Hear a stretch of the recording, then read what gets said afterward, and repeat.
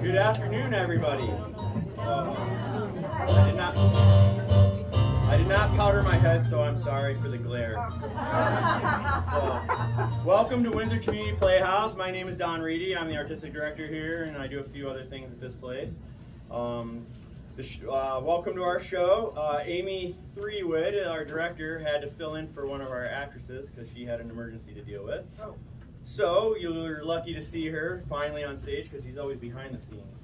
So I want to thank our season headline sponsors, Michael Buckley with 50 Plus Marketplace, Kate Howell, Elaine Gersh, and Jamie Goodwin with Remax Alliance out of Greeley, and Brian Carr with Humana, who's in the show. So, awesome actor. Windsor Guardian Self-Storage down the street, and Soderberg Roofing. We also want to give a good thanks to Bernhardt Ag and Bernhardt Farms for their long continuous support of this theater. Tim is, he's our board president. He's been here a very, very long time, since almost the beginning.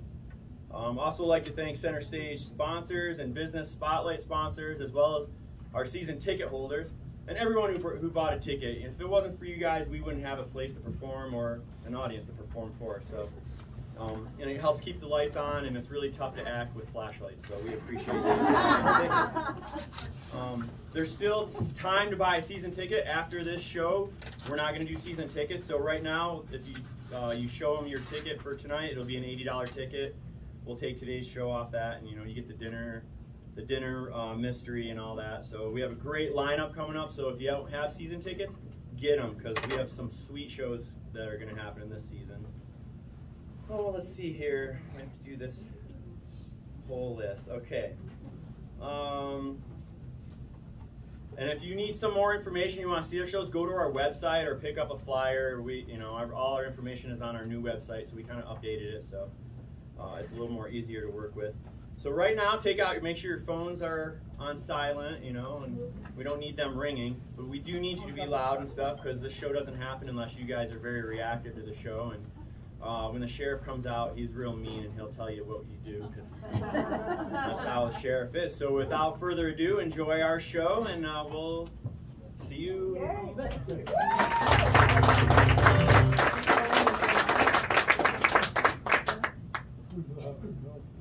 Howdy! Howdy! Welcome to the Windsor Community Playhouse's second annual Wild Western Melodrama.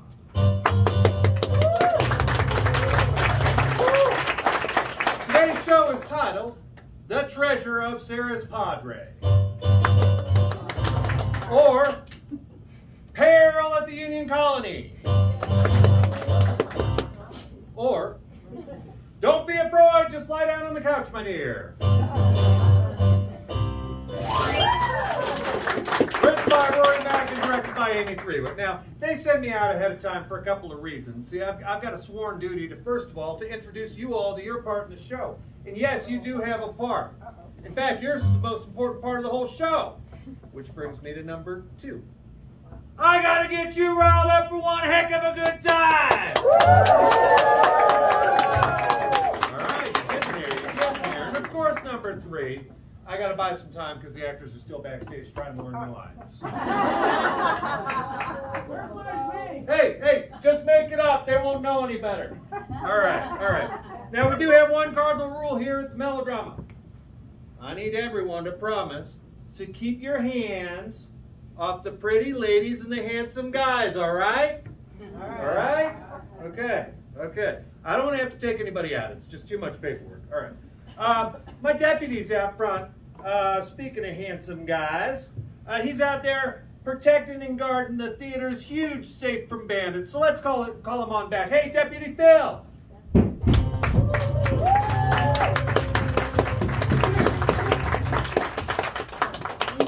Howdy. Sheriff, we are under attack. What is all this fuss, Phil? Bombs are falling from the sky, little white ones.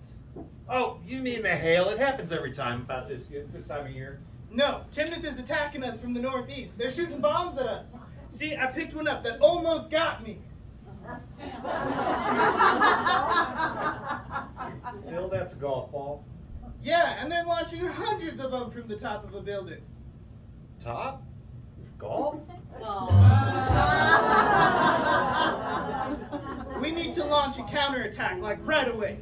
Now, Phil, keep your cool, all right? Let me think a minute. You know, the best offense is a good defense, so let me think on this. Should I deploy some guerrilla fighters to the Sweatsville Zoo? No, I got it. I propose we build a big wall. The best wall that Windsor's ever seen, and we'll get Timnath to pay for it.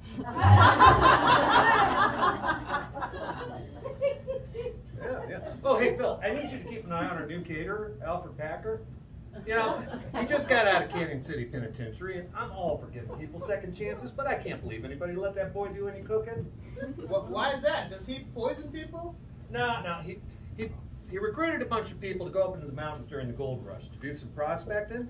They all went up thinking they were going to be panning and mining. Turns out he put them in a pan and started dining. Oh, great. Another cannibal. Wait, is that why he's trying to get the actors in on a Bitcoin mining deal? Oh, no, we better get them out of here. All right, let's finish introductions, folks. All right, to provide some musical cues as to what's happening in the show today, we got Mary on piano. Hey, Sheriff! Yeah? I hear you're pretty handy with tools and stuff. I can hold my own, yeah. Do you know how to make a bandstand? Can't say that I do. Take away their chairs. All right. With that groaning, I heard a couple of groans out there. I think you were groaning. Settle in, sweetheart. We got 2 more hours of groaners coming, all right? All right, and tonight, this afternoon, we've got Tori and Rose, who will be our car girls.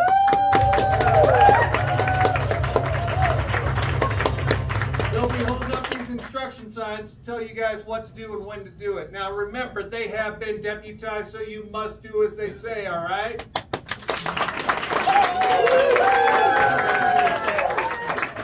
All right. This one's paying attention. I like it. All right, so it is now time for a long-standing tradition here at our 2nd annual Wild West Melodrama. It's time for the sing-along. And if you open up your programs, we have the words to Home on the Range in there. Many of you may know it, a few of you may not. Deputy Phil and Deputies Tori and Rose will be out making sure you do your part. So let's sing along, all right? Give me a home where the buffalo roam, where the deer and the antelope play, where seldom is heard a discouraging word, and the sky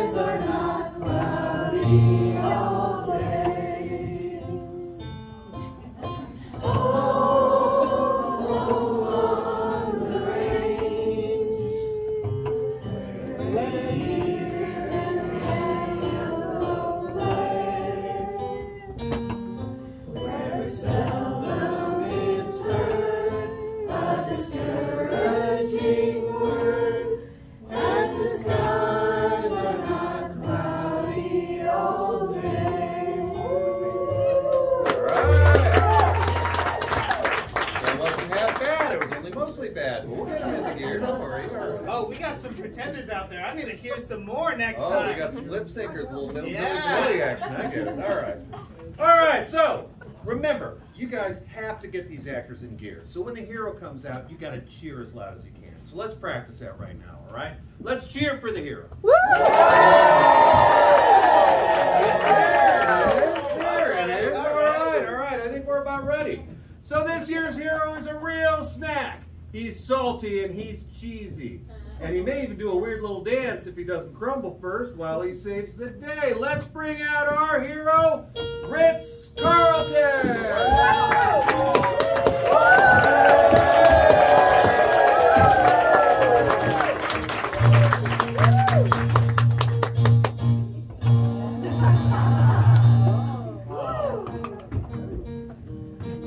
Next up is our sweet, shining heroine. She's a winsome maiden, just trying her best to hold everything together. Every time she comes on stage, we all need a sigh, like this. Aww. Let's all try it together. Aww. All right, our heroine, Miss Sarah Sue Rockefeller.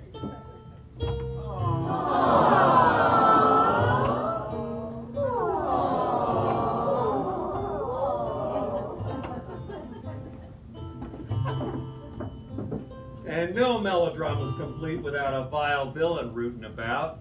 This year's villain is a poisonous little weasel who digs up trouble wherever he goes. Let's let out a big old hearty boo for Neville Nightshade!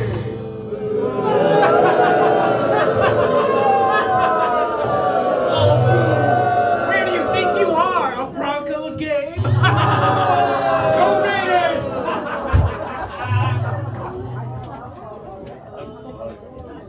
Now every villain needs a villainess. Tonight's villainess is from, well, nobody's really sure where she's from, or even why she got famous. She is a master of linguistic disguise, so we all need to let out a hiss for Perry Hilton.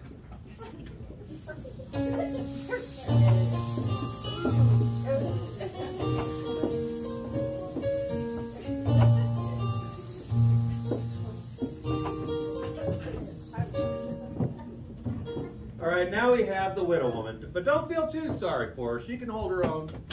Let's just say she's a woman who knows what she wants, all right? Let's let out a big old round of applause for the queen of the hotel lobby, Lily Libido!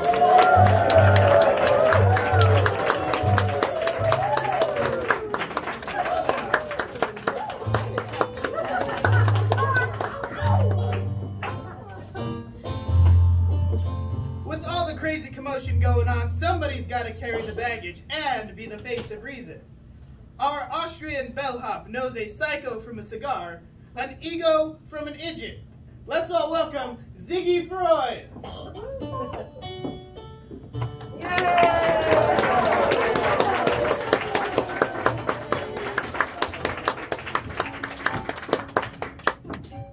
And with all this commotion going on, to help you figure out what's really happening in the show and add a little color commentary, we have some dueling dusters who really clean up the act. Let's have a round of applause for our maids, Mimi and Fifi.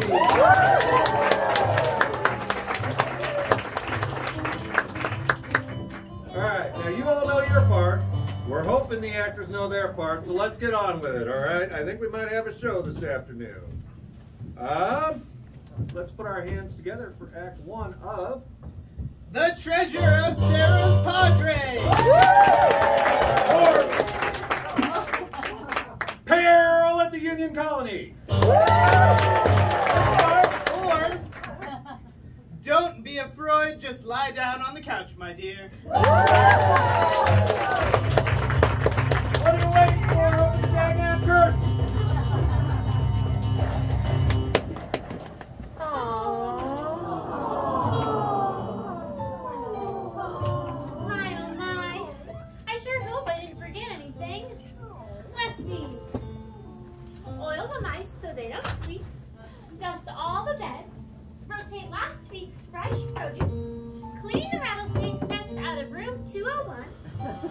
Patch the roof, polish all the keyholes, clean the dead birds out of the water tank on the roof, and repair the hole in the front porch. Seems like I forgot something. Oh well. I do hope we get a good crowd this year. After Papa died and left me the Union Colony Hotel, everything is just falling apart at the seams. I try to make ends meet all year long, but the only week out of the year that I make a profit is this week, when all the other hotels are full up because of that big rodeo east of town. Lucky for me, those rodeo fans will pay a premium price just for a place to sleep. Well, I better go check on our chambermaid, Perry Hilton, to make sure she's turned down the beds, but rumor around town is she never turns down a bed.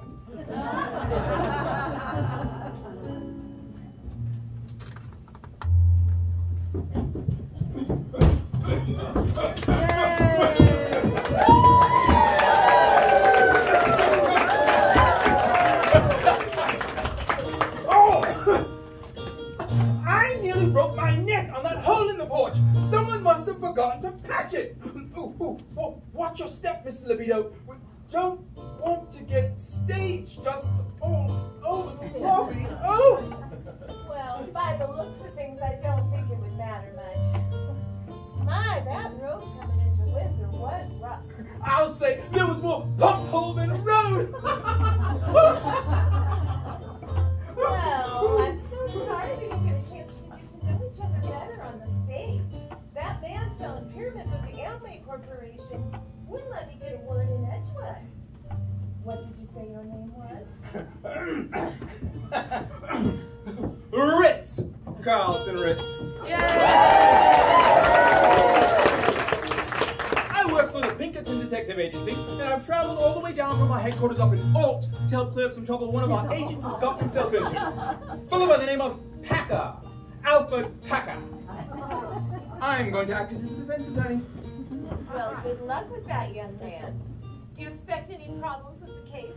Oh, no. I sent him a telegraph before leaving, telling him to hang tough and get this all straightened out in a jiffy.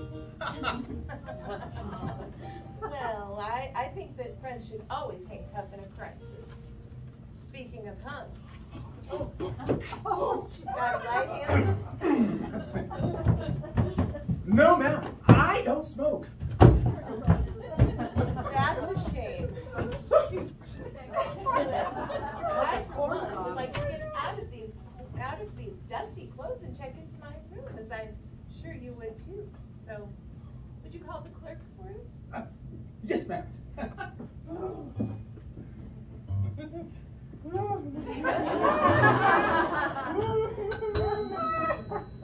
Yes.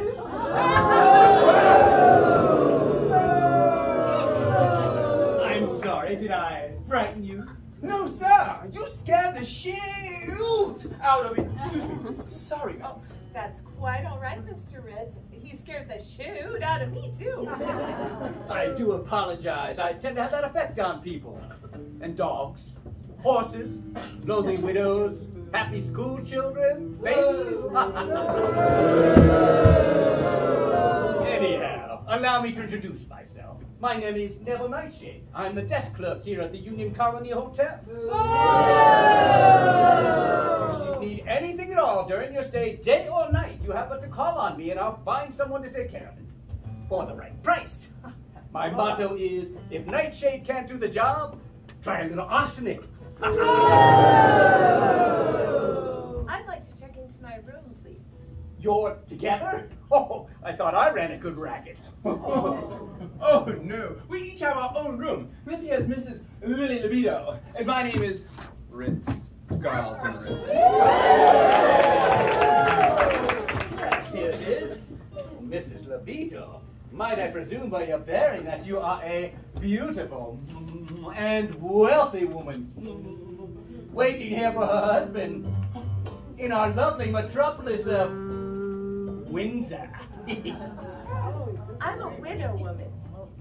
She looks rather large to me. Glad to hear it. I mean, how unfortunate. Tell me, how did your late husband make his fortune, my dear?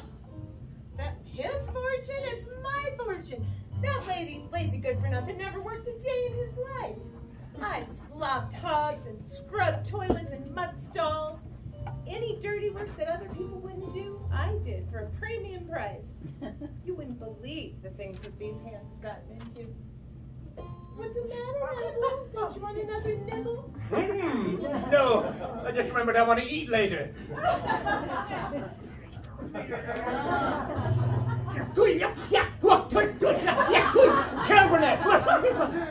Let's get you two checked in.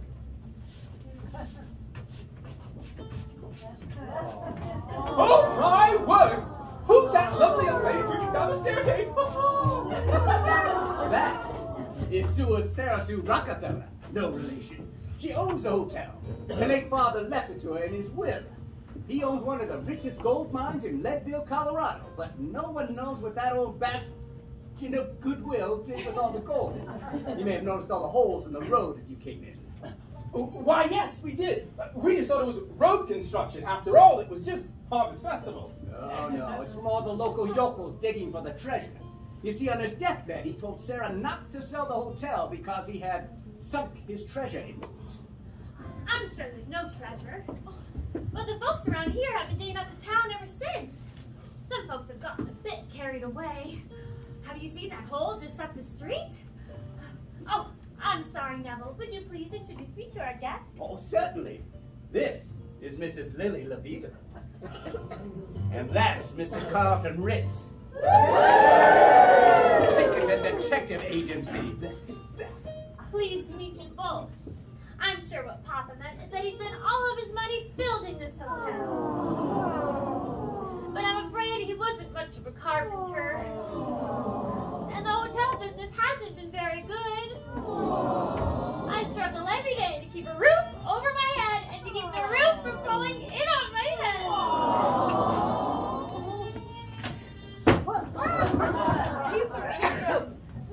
What's that? The ceiling is technically not the roof. Mrs. Rockefeller. No relation. What if there was a treasure? That would make your life a whole lot easier. I mean, for a girl as nice and as pretty as you shouldn't have to work so hard. Oh, Mr. Ritz, that would change my life. I could settle down and raise a family. I could even send away to my half-brother in India, Gandhi Rockefeller. No relation. I do have one other dream, though, but it's silly. You'll all just laugh at me. No, we won't. I would never laugh at you. Please, do tell us. All my life, I've always wanted to apply to Harvard Law School, get my degree, and open a small practice here in Windsor, and eventually become district attorney to help tame this town and make the West safe for families and people of all races and creeds, and to make sure everyone feels protected fairly and equally under the law, and to eventually secure an appointment to the Supreme Court of the United States, and to be known as one of the greatest constitutional jurists in U.S. history.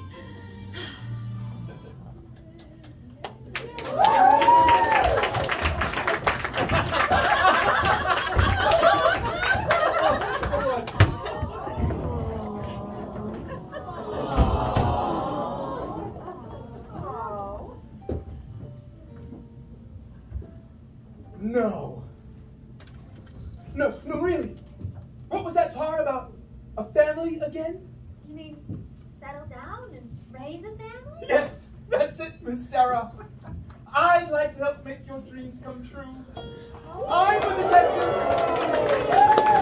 And I promise you I will help you find that treasure if it's the last thing I do. Oh, that could be arranged. Well, what about the case, Mr. Ritz? Alfred Packer. That will get care of itself as long as he holds his tongue and doesn't bite off more than he can chew. Oh, Mr. Ritz. If you would do that, I would be eternally grateful.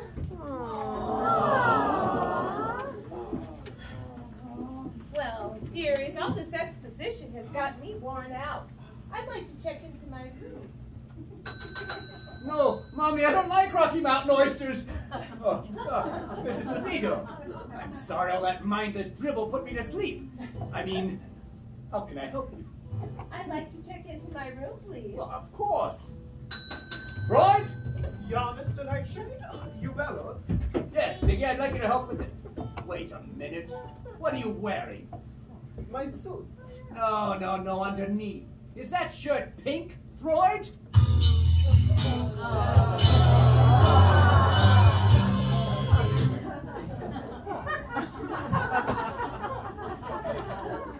This is our bellman, Ziggy Freud. He's from Austria. He handles all of our baggage. Yeah, I just love working here. There is so much baggage to take care of. And you truly are a blessing. Before you got here, I felt like I had no one to talk to. Freud, take our guest upstairs to the rooms. Jawohl, Mr. Nightshade. Right this way, madame. Oh, madame. I understand you are a widow woman. Actually, I'm a rather large woman. Oh, no, your husband, he has passed, yeah? Oh, certainly. Why do you ask, tall, dark, and passionate? I was just curious as to why you smoke such large cigars. Well, Miss Rockefeller, No relation. I'm going to be heading up to my room to get cleaned up before heading over to the marshal office. I do want to talk to Mr. Packer before he goes off half-cocked and does something else he might regret. But I promise you, as soon as I get back, we'll see if we can't solve that little mystery of yours. Yes, and I should make sure the dinner's in the oven. We're having one of Ziggy's favorite dishes. Wiener schnitzel. Cut so tight. I'll see you later, Mrs. Sarah. Woohoo! Woohoo! Oh, what a gentleman. What a gentleman. That Ritz is a real cracker. Paris Hilton, get out here.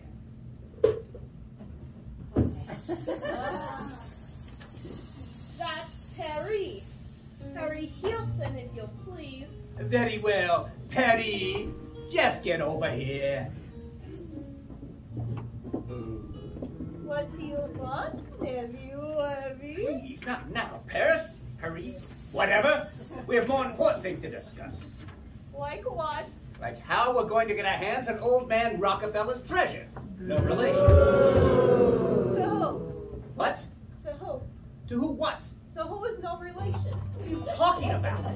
You said no relation. What? You said no relation. Oh, I didn't. Yes, you did. When? When you mentioned the treasure just now. No, I didn't. You're drunk. That's beside the point. I said, like, how we're going to get hands on old man Rockefeller's treasure. No relation. To who? To who what? To who you're no relation. I don't know! Third base! Enough of this nonsense. We need to move on to other nonsense, namely finding that treasure. Well, we've been digging up the basement for the past 6 months now, posing as a desk clerk and chambermaid for this rundown flea bag.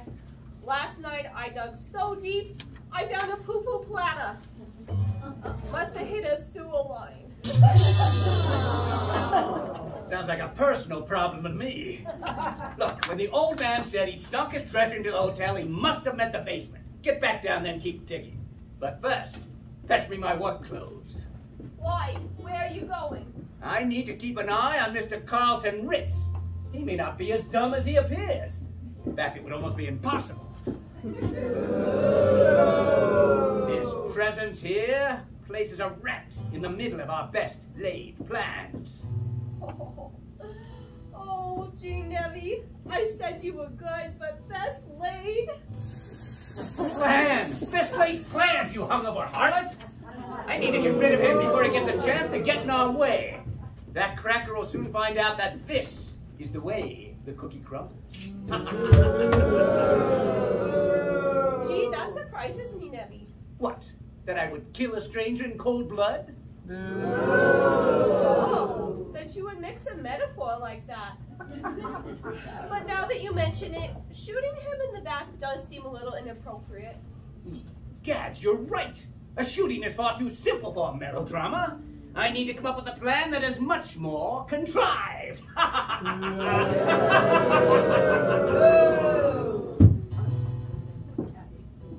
Oh, well, Johnny, you're a great walker. But I wish you were a great digger. Great digger, just kill me. Oh my, it appears there is much more to this place than meets the eye. I must continue to analyze these cycles. Analyze cycle. Psychoanalyze! I may be onto something here. I will go lie down and think about this. Maybe by 2, something will have come to me.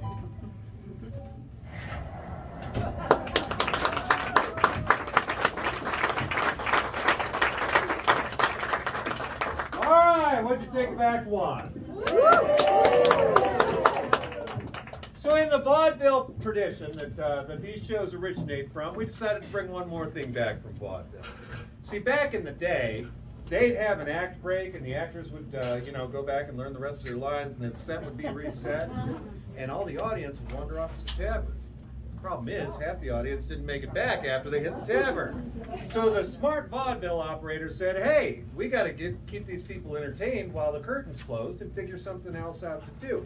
That's where they brought up this idea of oleo acts. Now, an oleo act is a series of short skits or songs or performances that happen during the intermission of vaudeville shows.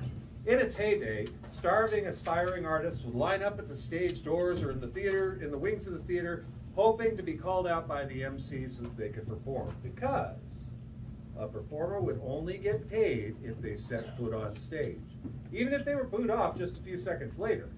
So, the sides of the curtains on either side, when the curtains are open, are called the legs, as our stage manager is demonstrating. And therefore, break a leg became a saying of good fortune to these starving artists, hoping to get paid.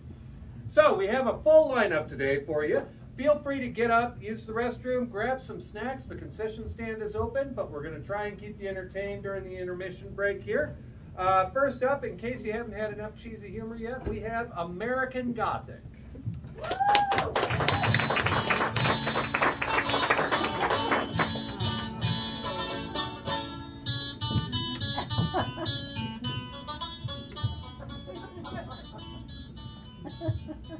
So nice to see so many locals in the audience tonight. We get a lot of visitors this time of year in Windsor. George, how can you tell when someone's a Colorado native? That is easy, Martha. They are easy to spot out. You know someone's from Colorado when they switch from heat to AC, back to heat, all in the same day. Ah, yes. And if their sense of direction is towards the mountains and away from the mountains. And if they know all 4 seasons. Almost winter, winter, still damn winter, and spring blizzards. I want to die peacefully in my sleep, like my grandfather. Not screaming in terror like the passengers in his car. Smoking will kill you. Bacon will kill you. But smoking bacon will cure it.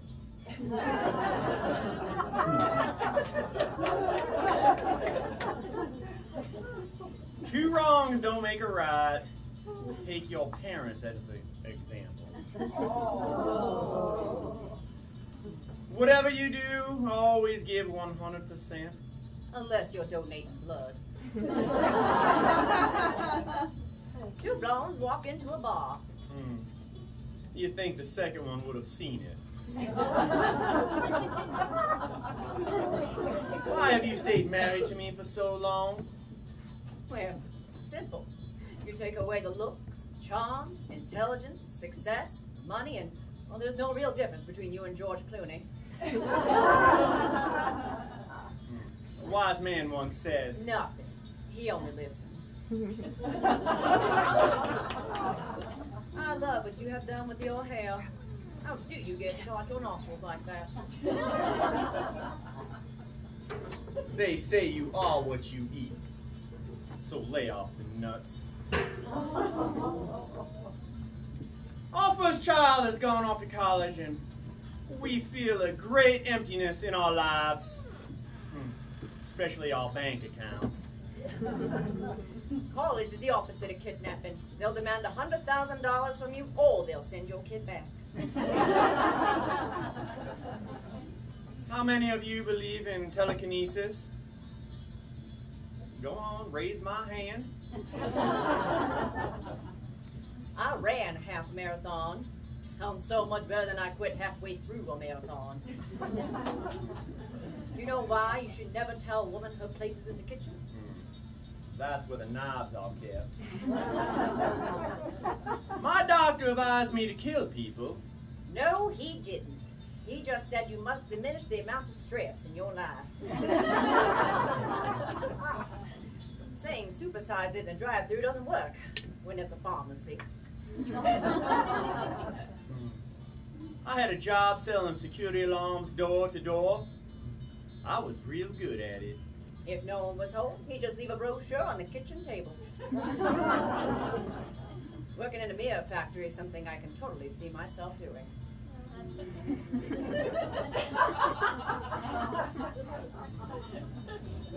You can tell the difference between an alligator and a crocodile simply by paying attention to whether you'll see them later or after a while. You know what they say about cliffhangers.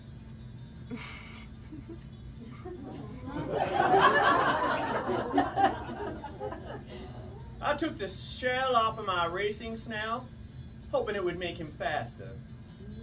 But it did make him more sluggish. It was so cold in D.C. the other day, I saw a politician with his hands in his own pockets.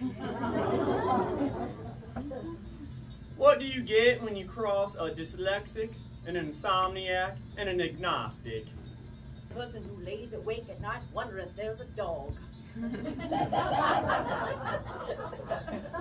was wondering why the frisbee kept getting bigger and bigger, but then it hit me.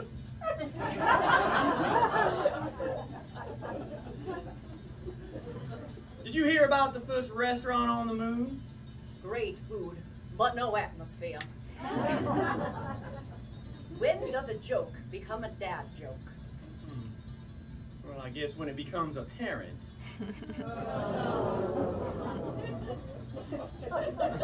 When life gives you melons, well, you may be dyslexic.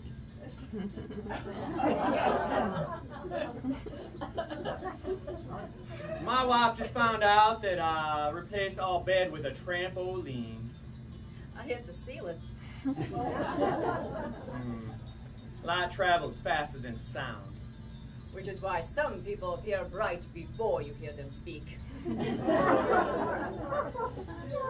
man knocked on our door today asking for a small donation for the local swimming pool. She gave him a glass of water.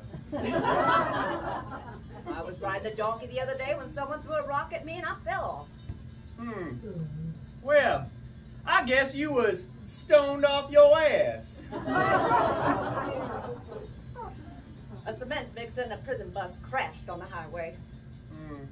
Authorities advise citizens to look out for some hardened criminals. We'd like to close with this. Before you criticize anyone, especially in this theater, please walk a mile in their shoes. That way, when you do criticize them, you're a mile away and you have their shoes.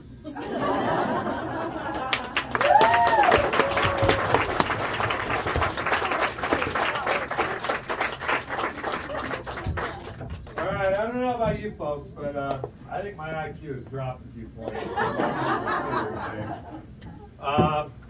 You know, for that, we've got a cure. See, we've got an intellectual who is going to come out and do a recitation for us and provide us a little culture here out in Windsor. All the way from the wilds of Wyoming, we have a recitation by Jerry Carlson.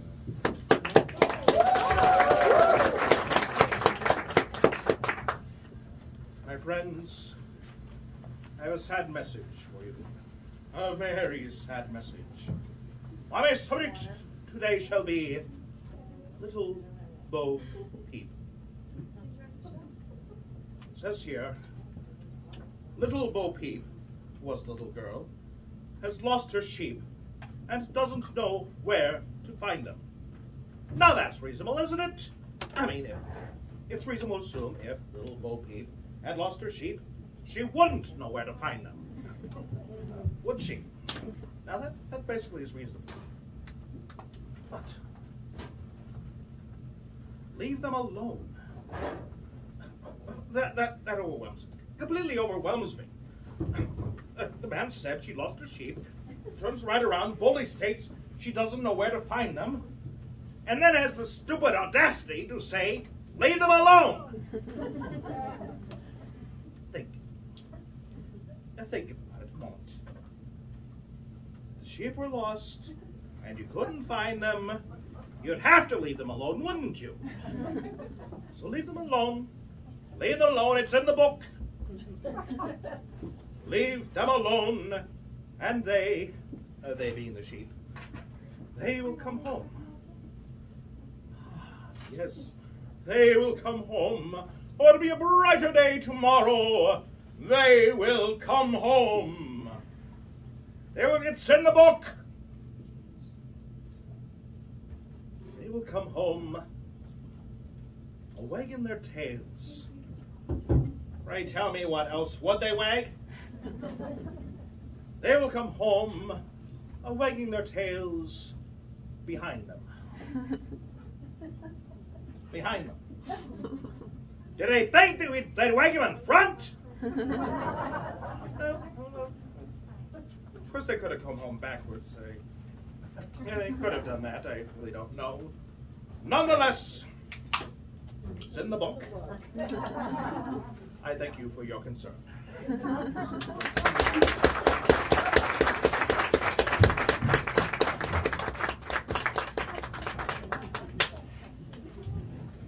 Pardon me, sir. Could I have you stand up for me for a moment? Now, I do like to moonlight as a coffin builder and grave digger sometimes. And I imagine you for no particular reason at all. But, well, I wouldn't say no particular reason. So, ladies and gentlemen, the cast all has a pool going on back. As far as which one of you is least likely to survive a week in the Wild West of Windsor, you, sir, you're leading the pack by a mile. We'll see you on the other side, all right? All right, who likes the maids? Woo! All right. We got a guy back here, Kevin. He really likes the maids, and he wants to tell you about it. So let's put our hands together for Kevin and the maids. Ladies and gentlemen, there are unsung heroes in our community. No one notices them that much, but behind the scenes they do so much for us. And I'd like to honor them today. And before I start to sing, I have to be able to hit the high notes. So, yow! Oh, that'll help. Woohoo! Good. Maestro. Everybody ought to have a maid. Everybody ought to have a working girl. Everybody ought to have a lurking girl to putter around the house. Everybody ought to have a maid. Someone who is busy as a bumblebee, who even if you grumble be quiet as a mouse. Oh, wouldn't she be delicious, tidying up the dishes, neat as a pin. Oh, wouldn't she be delightful, sweeping out, sleeping in. Everybody ought to have a maid. Someone who you hire when you're short of help, to offer you the sort of help you never get from a spouse. Fluttering up the stairway, shuttering up the windows, cluttering up the bedroom, buttering up the master, puttering all around the house. Oh, wouldn't she be delicious, tidying up the dishes, neat as a pin. Oh, wouldn't she be delightful, sweeping out, sleeping in. Everybody ought to have a maid. someone who is fetching you your slippers will be winsome as a whippoorwill and graceful as a grouse. Fluttering up the stairway, shuddering up the windows, cluttering up the bedroom, puttering up the master, puttering all around. The house. Here's $100. Use the nun outfits.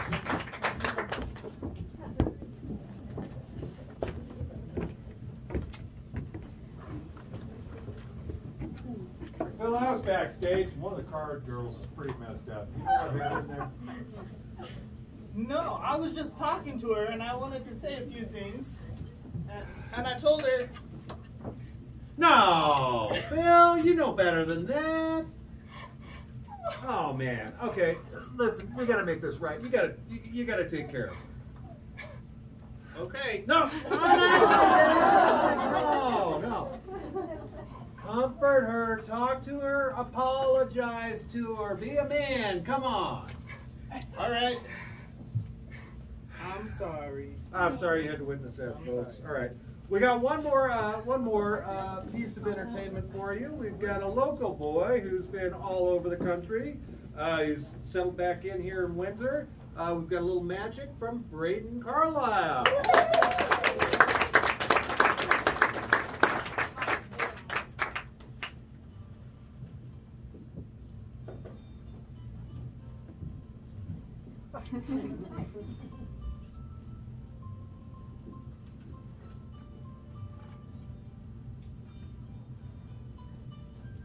A knot.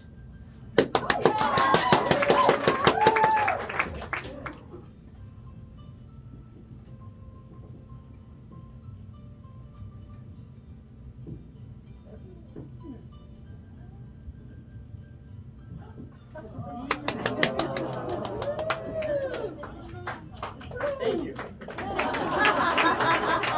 Thank you so much, I'll do it again. Another knot. Wow. Should stop here, this is great.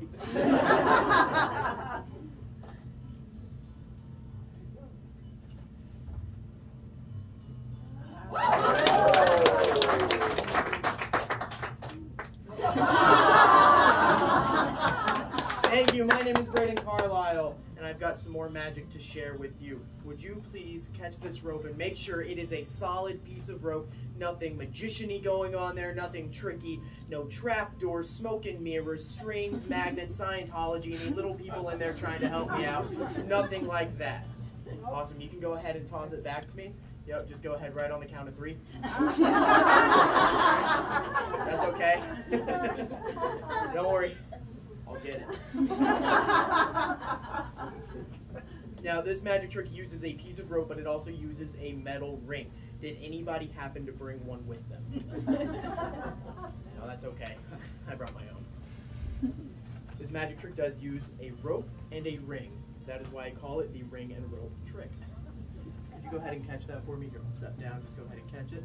Perfect. Just like they behind you made sure that the rope was just a solid piece of rope, can you please make sure that that is a solid ring? No holes in there, nothing like that. Solid, it can't come off the rope, and the rope cannot come off the ring. All right, awesome. You can let go. Perfect. And in a loud voice so everybody can hear, can you please confirm, are there any holes in this ring? No. No. Oh, no. I'm so sorry to do this to you. There is one hole in this ring. I know, I'm sorry. That's what makes this the ring and rope trick instead of the frisbee and rope trick. But again, I do apologize. That's what we in the magic industry call distraction, misdirection. I asked you a question so everybody's attention would focus on you and they wouldn't see how I got the ring off of the rope. Thank you. I'll do it again though. I know. No, I'll show you how I do this. I'll show you how I do this. I just need my magic scissors. Why are you all laughing? They work. Yeah, I'll do it again. They're sharp. Thank you. I'll put them away. They're also dangerous. Stay. No, the real secret of this magic trick is that I'm using 2 pieces of rope that are exactly the same size. What'd you do to my rope? You're the only person that's... It's okay, we can fix it. We can fix it. We'll use magic. I want everybody here to think of their favorite magic word. On the count of 3, shout it out right at me. Well, on the count of 3. That would make this float, not... On the count of 3, everybody shout out your favorite magic word, and these pieces of rope will turn to be the same size. On the count of 3. Ready? 1, 2, 3.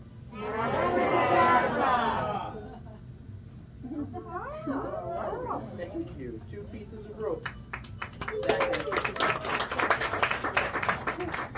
Exactly the same size. Well, you're fun. Normally this trick ends here, but for you, I'm going to put these 2 pieces of rope back together. I think we can do it. We'll use the strongest substance known to mankind. Anybody know what that is? Just shout it out. Vibranium? Good. We'll count it forever, right? What?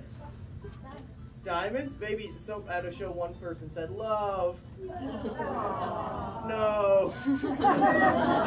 No, we just went over it, everybody. It's magic. Your favorite magic word on the count of 3. 1, 2, 3, 2, 4. Guardium Leviosa.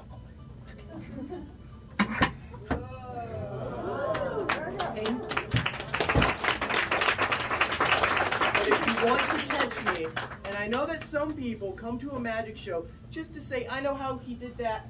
I saw it, which is so weird to me. I'm not going to a museum. I'm not looking at a painting. I'm like, I know how he did that. Orange? More like red and yellow, right?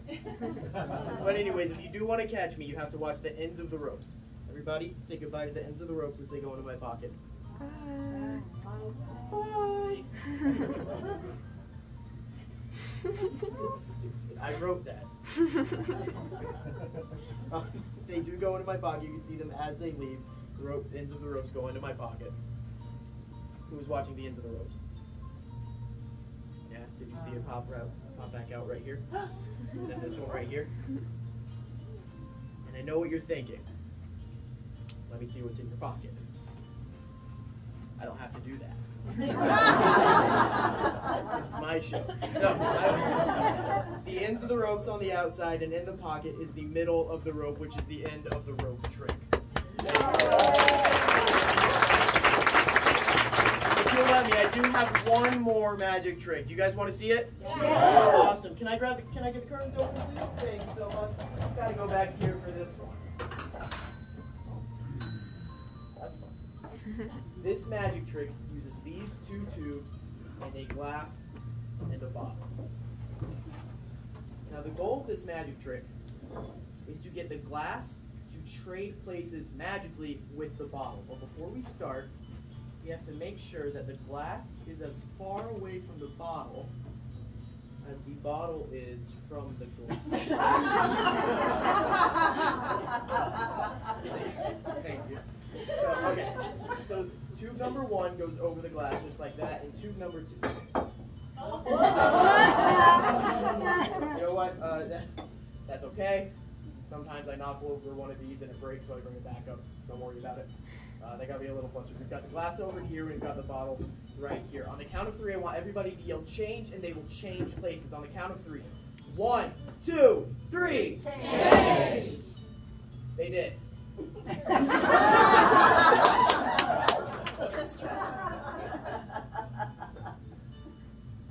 Yeah, I checked. Do you want to see them? Yeah. You want to see them? Yeah. You want to see them go back? Okay, just like that.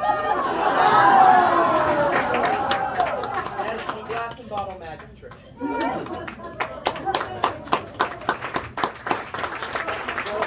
I should admit, this trick looks a little bit better if you've consumed contents of said bottle. If you've done that, this trick looks a little bit like this. The tube goes over the glass, the tube goes over the bottle becomes a glass, glass becomes a bottle.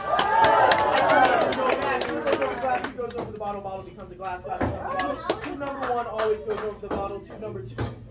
Number 2 always goes over the glass, glass becomes a bottle, bottle becomes a glass, just like that. Remember, number 1 always goes over the bottle, and 2 goes over the glass, glass becomes a bottle, bottle becomes a glass.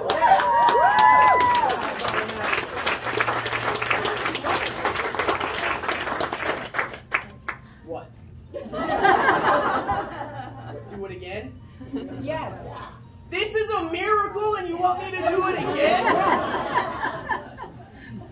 Fine. But this time, I'll make it harder on myself and only use 1, 2.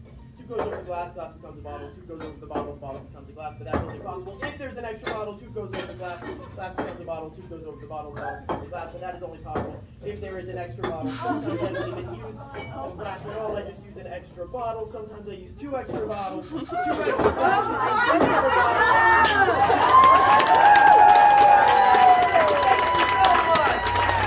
Enjoy the rest of the show.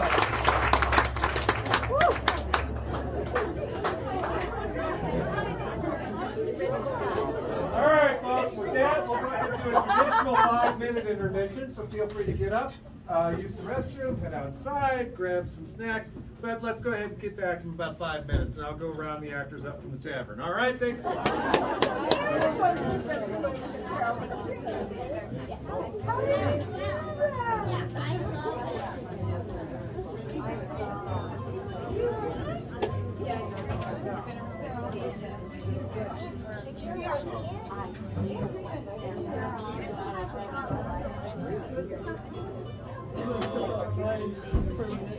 Stretch my legs.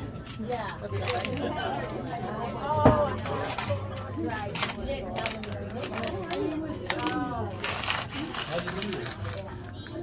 I don't know. Well, I can just barely make ends meet. Pardon me, miss. Yes, Ziggy? It has only been about 10 minutes. I do not think you need to recap your whole first act. Really? Have you seen how much these people have been drinking? Yes, I see your point, but let's get on like two, shall we? Oh, okay. Good. Oh, how I wish Carlton would come back. I'm getting anxious.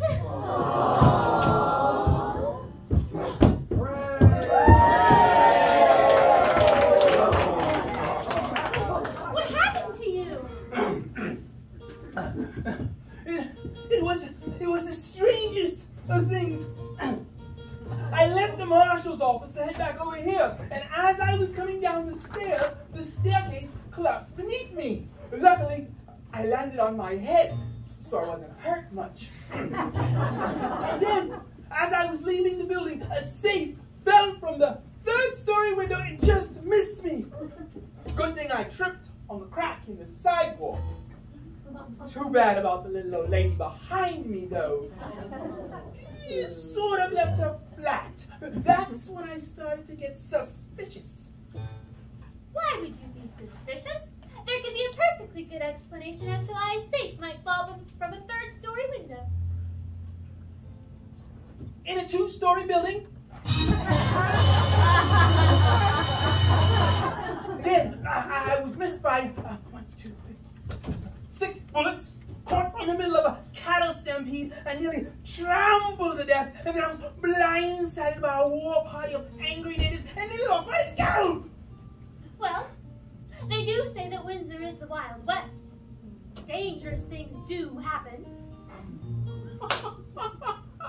Sarah! The marshal's office is just across the road. Good point. But that all does seem a little contrived. Who would be behind such a cold-hearted, heavy-handed, and downright nasty series of unfortunate events?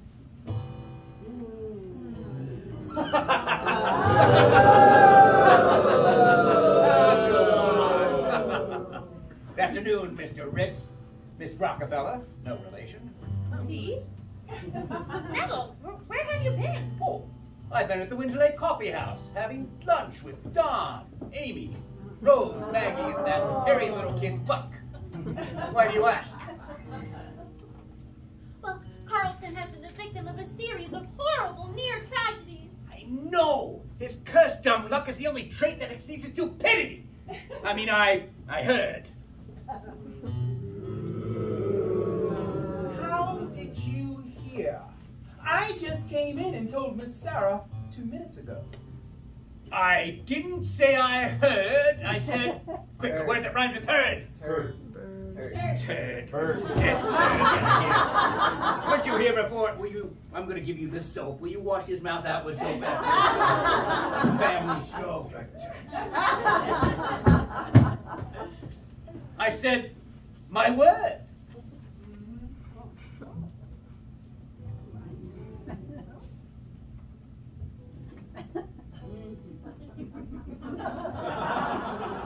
Oh, that makes perfectly good sense. For a moment, I thought we caught him in a lie or something like that. So did I. That's the whole foundation jumped in. Is it an earthquake? I felt the earth move. Is it the end of the world?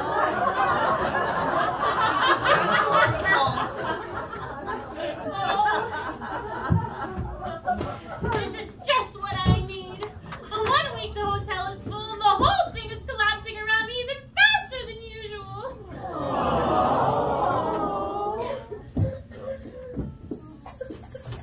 Harry, where did you come from? Rock buoy originally. You're not buoyant? No, I'm Episcopalian. Stop it. I want to know what you were doing behind that front desk. Oh, well, that depends. On what? On which day of the week you're talking about. Lately, I've been spending lots of time under that front desk, if you know what I mean. I mean right now. Oh, well, trying to keep the hotel from collapsing. What? Allow me to explain, Miss Rockefeller. No. It's contagious. What is wrong with you people? Anyhow, it's time for the big reveal. You see, Paris and I have been digging down in the basement for the last 6 months, searching for your father's lost treasure trove of gold. At last, to no avail. And now this place beginning to collapse around us like a poorly funded economy. I told you it was a recession. So what do we do now? Simple, my dear. I'm going to cut my losses by stealing all the cash and valuables from your guest rooms and the hotel safe while they're all away at the rodeo. But that will ruin their Greeley Stampede experience. They go home with empty pockets and no memory of where all their money went. Oh, never mind. Oh, too bad. After I've loaded up those valuables, I'll make my escape from this caving in. Not so fast, Nightshade. You forgot.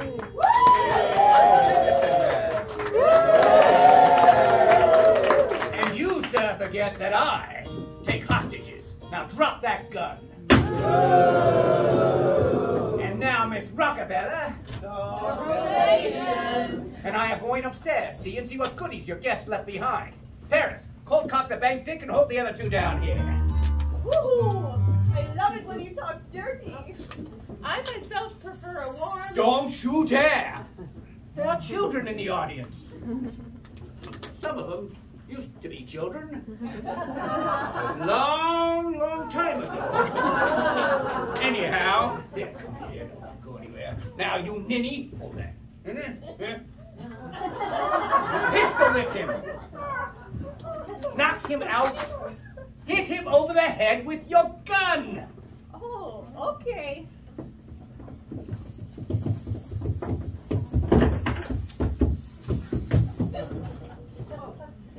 Come along, Sarah. You can't. You'll never get away with this. Well, I guess I'll have to wait for Act 3 to find out, won't we?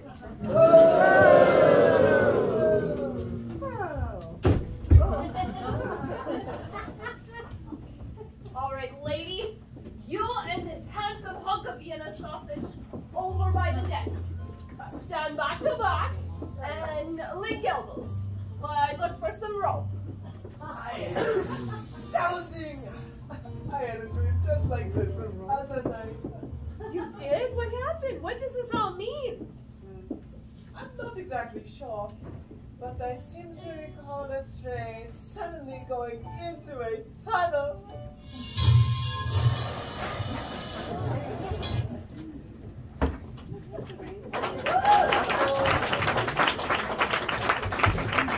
Alright, now I know you're all on the edge of your seats trying to find out what's going to happen with old Neville, but we got a little more entertainment for you.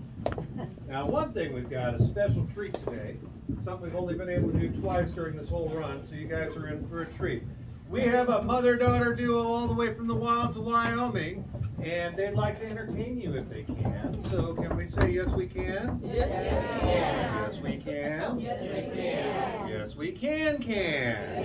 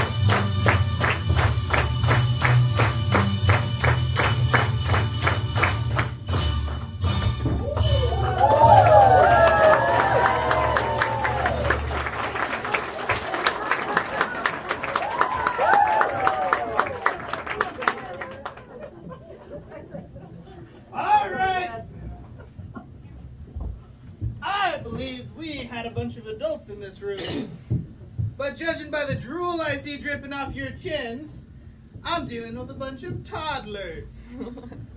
Let me introduce you to my friend, the Weld County Board of Education. And some of you are in need of some educate, given that the sheriff has not deemed me fit to be trusted with a firearm. There's a reason for that, Deputy. Now, come on. Most of these folks are locals. Harvest Fest is over. Balloon Fest is over. How many here are from Windsor? Woo! All right, so they all get a free pass. All right. All right, so one free pass. All right? All right. You, sir, you still got a little sweat on your brow there. Let me get it. All right. All right, so we've got another duo, some local gals. Let's put our hands together for a female vocal, the Buckshot Betty.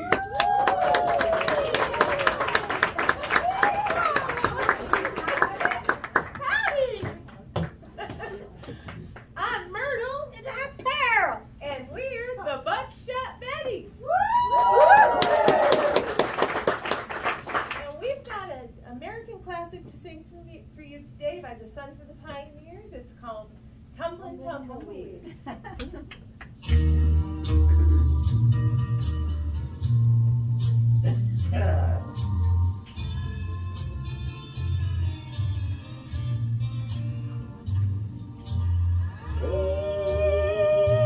Tumbling down.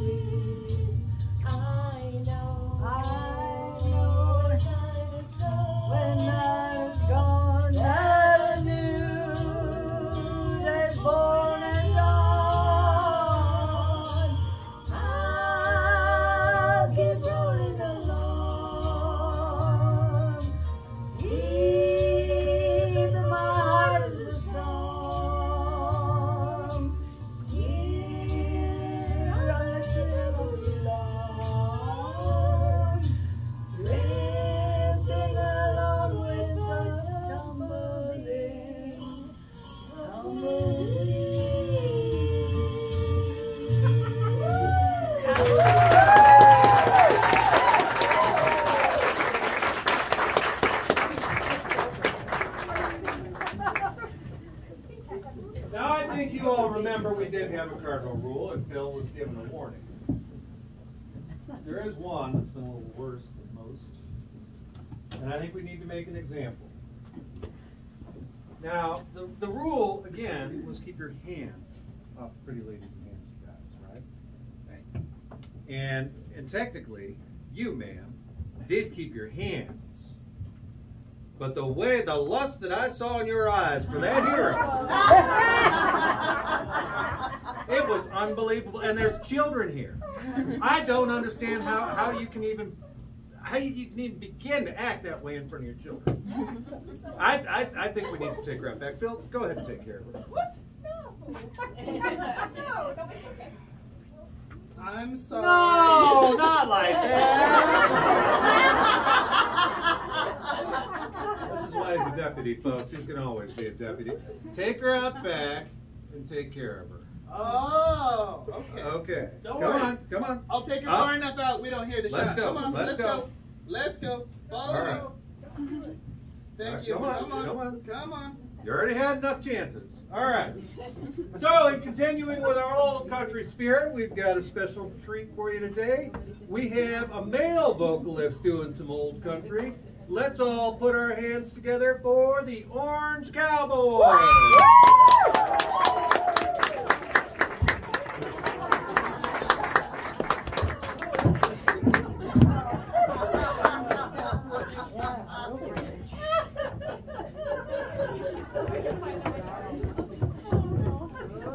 Sorry, it took a minute to get out here, but I broke my G-strings.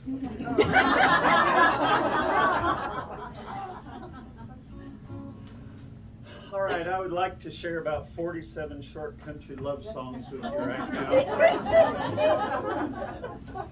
This first one, I was talking with my wife the other night, and she was explaining how important communication was in a relationship and a bunch of other stuff, but I wasn't really listening. But I did promise that I would put a song in the act about communication. I drew a mustache on your picture, throwed your ring away. I'd have writ you a letter, but I couldn't spell, and that's all I got to say. That's all I got to say. When I found that you'd been untrue, not a minute did I delay.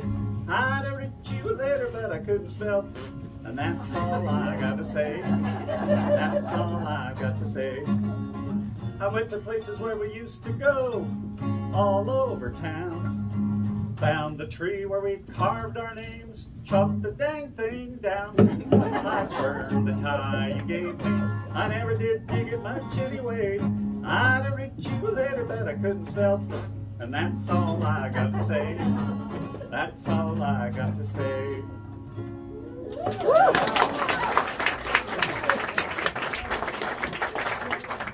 Thank you for my first encore. This is a short song about a special kind of love that us men hold deep in our heart. It's deeper than the love we have for a woman, our dogs, or even our horse. It's a deep, abiding love that men have in their hearts for snack cakes.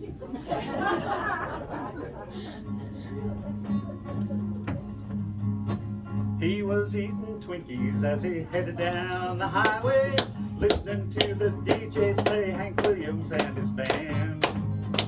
He didn't see the semi as it came around the corner, and he died with his ding-dong in his hand. Yes, he died with his ding-dong in his hand.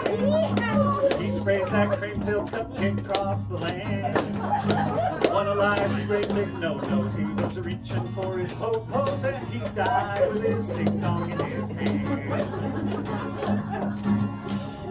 There was a country singer, he was eating zingers as he sang with a red-hot country band. Well, the band was really smoking, and the singer started choking, and he died with his ding-dong in his hand. Yes, he died with his ding-dong in his hand. The last song he sang was really grand. He thought he was the mostest till he bit that big black hostess, and he died with his ding-dong in his hand. Yes, he died with his ding-dong in his hand. He blew that cream-filled cupcake across the land. Oh, I hope and I pray when I meet that fateful day,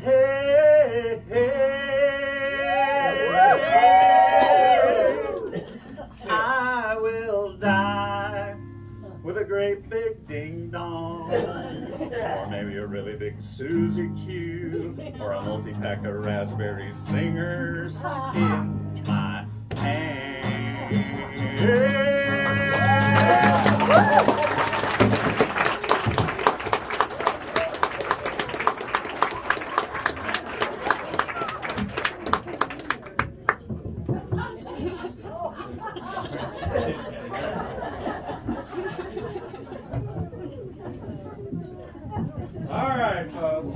Thanks for bearing with us in our silliness today. We got a little bit more setup to do before Act 3. How many people can't wait to see what happens to old Sarah and Neville and all of them folks?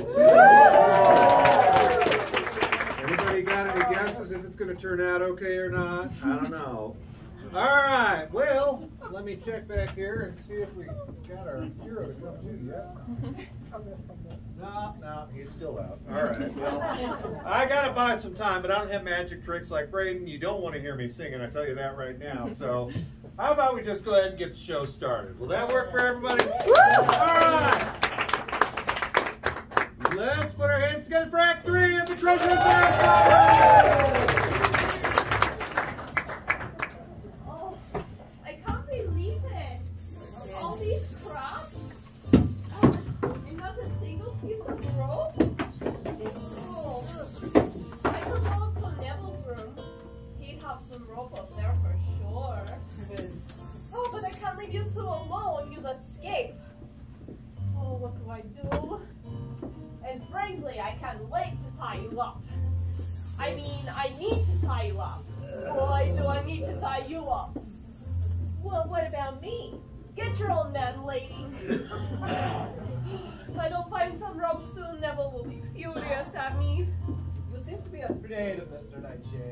Have you seen him angry?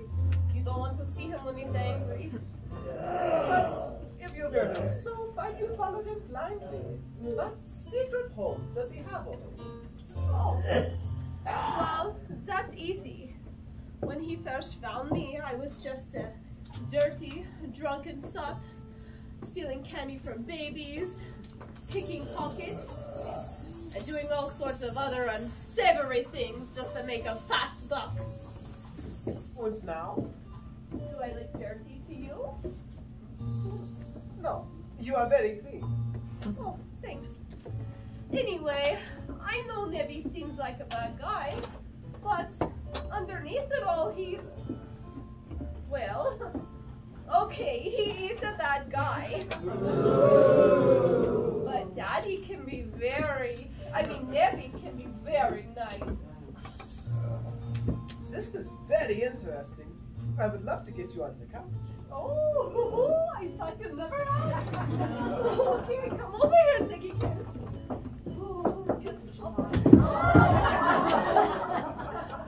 Okay, I'm ready to go. Good. Now, when did you first realize how much you hated your daddy? Well, I was 6 years old. It was my birthday, and wait a minute, you got me here under false pretenses.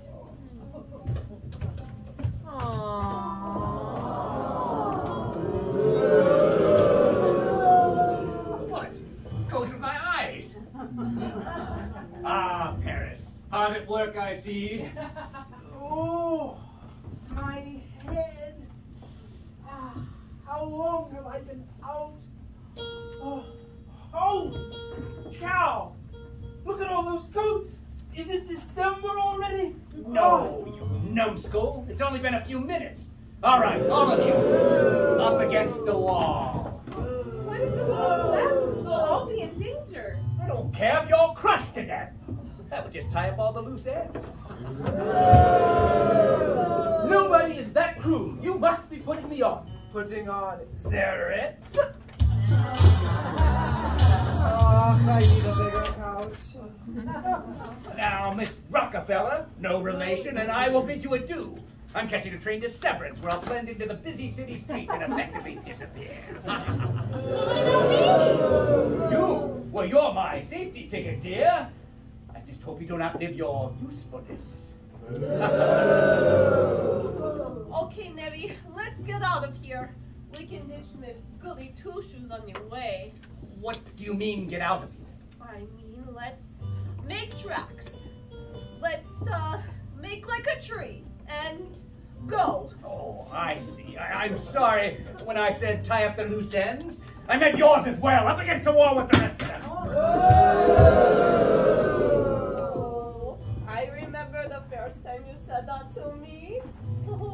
Mama said there would be days like these. If you had listened to me when I had you on the couch, I could have told you something. Oh, shove it in your lighter, Jose. You'll never get away with this. And who's going to stop me? I am!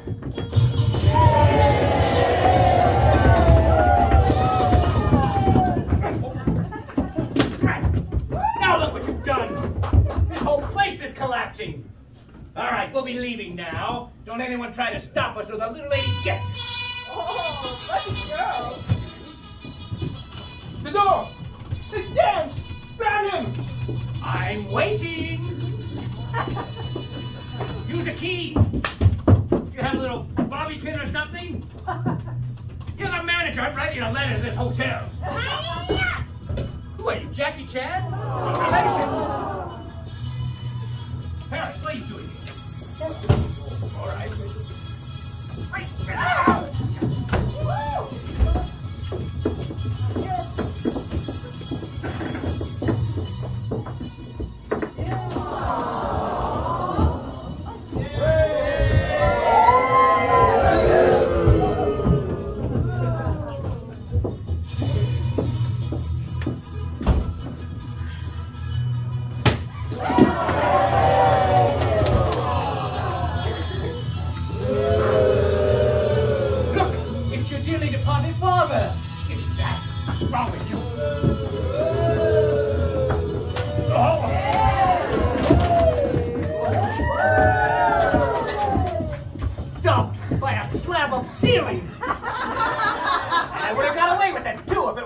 Meddling maids? Villain, you're going to jail. Sheriff, Stop sniffing. What took so long? I was down in the courthouse eating lunch with Alfred Packer. He's out of jail? That's great! How does he feel? Oh, he feels great. He makes the best barbecue I've ever tasted. And chicken fingers, too. Sheriff, take this villain away and lock him up. You're coming with me, sir.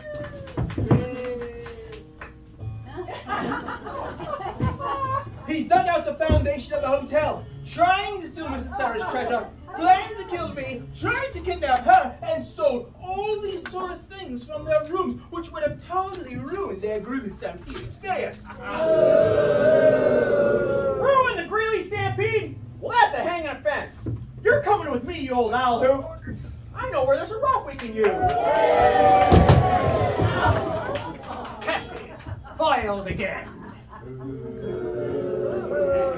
And you have a choice to make. You can either stay here and work for me until you've seen the error of your ways, or you could be hauled off to jail with this evil, nasty, horrible man who has treated you so poorly all of these years. Can I share a cell with him? I sure have a few things I'd like to say to him. I can't think of a more appropriate offense while you wait trial. Okay, see you in 2 to 5 years. Okay, Nebby, first of all, what was that thing about that flibberty gibbet? And second of all, why would you leave me here with all these yokels? Another thing, what was that about my ends? You always seem to like my ends. I meant your split ends. Why don't you try a cream rinse or something? Oh, Carlton, you saved me. But I'm afraid I'm going to have to lose this hotel as the whole thing falls in around my ears. Whatever shall I do? Speaking of things that have fallen, Miss Sarah, I've fallen for you. Will you be my girl? Even though I'm destitute? I would never judge you by your past profession. Destitute, Carlton. I said destitute. Oh, well, I love you for you, Miss Sarah. I love you whether you are dirt poor and have no prospects ahead of you. That's exactly what I am. Oh, right. See, you're broke and I still love you. That is not exactly true. What? What? I love her. Oh, I know that. That is about Miss Rockefeller. No relation. It's not poor. I believe that this is yours. Oh, a nail. Thanks. It's shiny and yellow. Is it what I think it is? If you think that it is gold, then yes! A golden nail? No, no, no. Not a golden nail. There are golden nails. I believe we have solved the mystery of this hotel. He meant it literally. I'm willing to bet that every single nail inside this entire hotel is made of gold. But why is the hotel collapsing? Oh, I didn't answer that. Because gold is a softer metal than iron or steel. If this whole building is made of gold and nails, I'm surprised it's held up for as long as it has.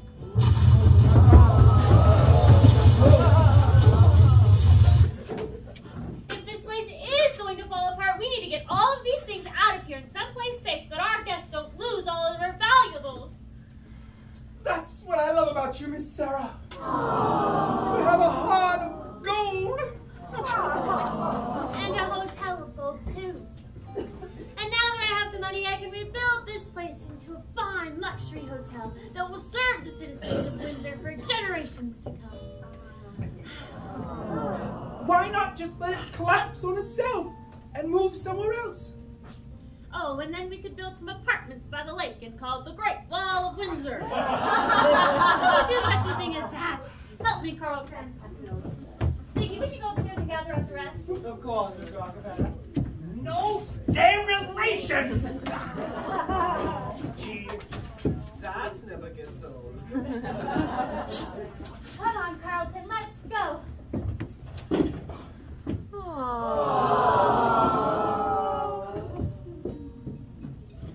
Dad, Mrs. Levito, are you alright?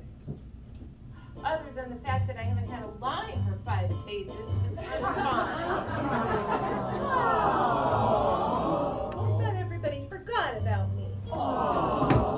Who could forget about a handsome woman like you? Would you like to go upstairs with me and help gather up the valuables? Well, sure, Ziggy. I'd love to help you gather up the valuables. In fact, we could start in my room and we could gather up my valuables. Oh, why not? Sometimes a cigar is just a cigar. And sometimes it's not.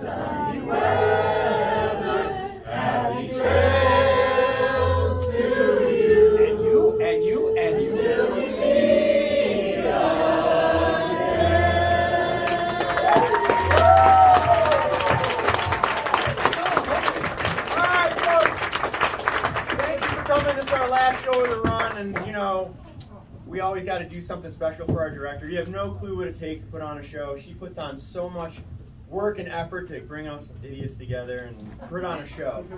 So we want to have Amy come up here. This is our director, everyone.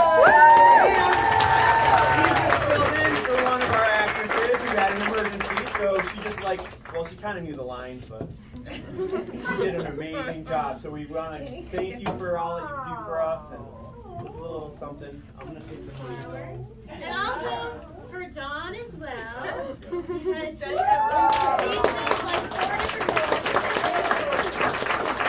And he made this whole set. Thank you.